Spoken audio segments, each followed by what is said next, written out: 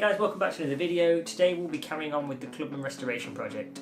As you already know, we've already taken the engine out and we've broken it down to parts. Today is going to be where I finally get those seized pistons out. So we're going to try and get that done today and hopefully we'll get a good outcome. And let's get down to the workshop. Right, so we're back here with the engine again. I've got these bolts to remove off here, which take off these main end caps. Because it's an A-type engine, it's got these weird locking tabs.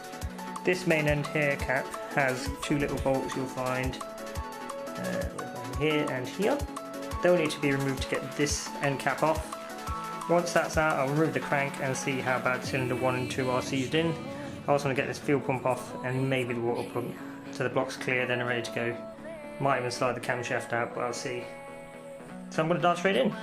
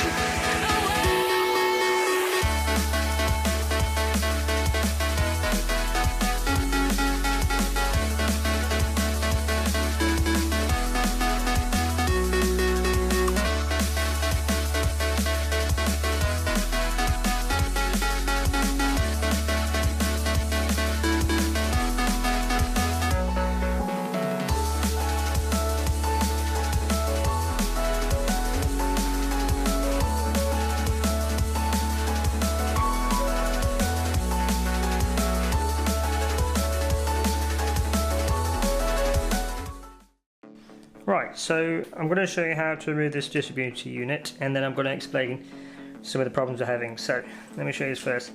Pre-A Plus have this little collar. Oops. Take that collar out of the way. It's just a pinch type clamp on there.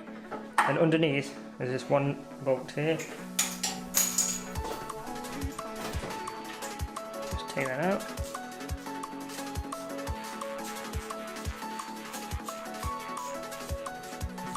On the A Plus versions, they don't have that snapping collar in there, and this here, this is basically a collet tube, and it slots down inside, holding the drive gear in place. If I can get this bolt out, I'll show you how to take the drive gear out. That comes out. This is normally seized, but this one seems pretty good. Wriggle it.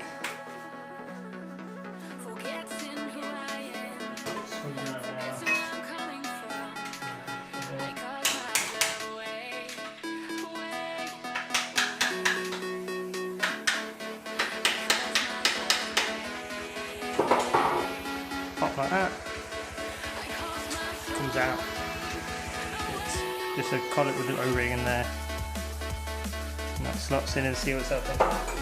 Then this drive gear will come free, and that's that dizzy drive gear out. Now for the engine. Unfortunately it's scrap.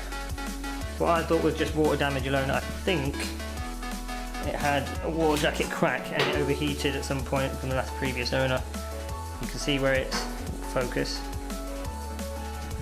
Wide focus, there we go. You can see where it's welded itself from overheating to the actual block on both sides.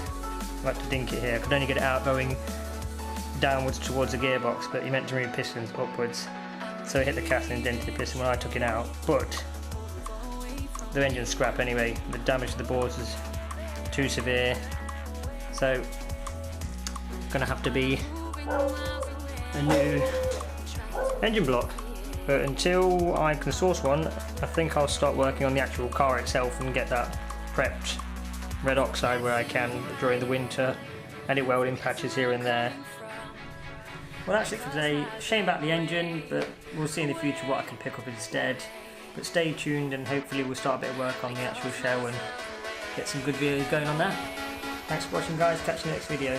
Bye.